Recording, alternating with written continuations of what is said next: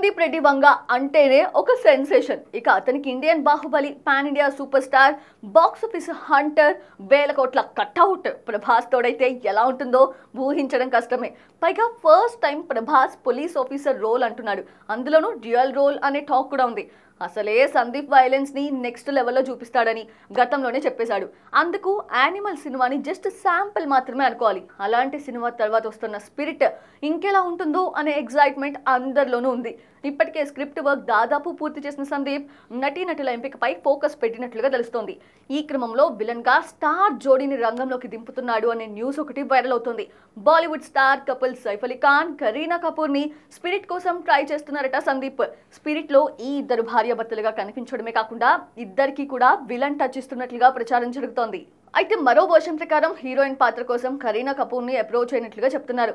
Saif Ali Khan the మాత్రం villain పాత్ర అని బాలీవుడ్ భోగట్ట. ఇప్పటికే సైఫ్ అలీ ఖాన్ ఆదిపురుషులో విలన్ గా నటించాడు, కానీ ఆ సినిమా పెద్దగా కలిసి రాలేదు. ఇప్పుడు దేవరా సినిమాలో విలన్ గా నటిస్తున్నాడు సైఫ్. మరోసారి ప్రభాస్ కి విలన్ అని అంటున్నారు. అయితే ఇలాంటి వార్తల్లో నిజాలు ఏంటి అనేది తెలియాల్సి ఉంది. కానీ సందీప్ రెడ్డి మాత్రం ప్రభాస్ తో గట్టిగా ప్లాన్ చేస్తున్నారని చెప్పడంలో ఎలాంటి డౌట్స్ అక్కర్లేదు.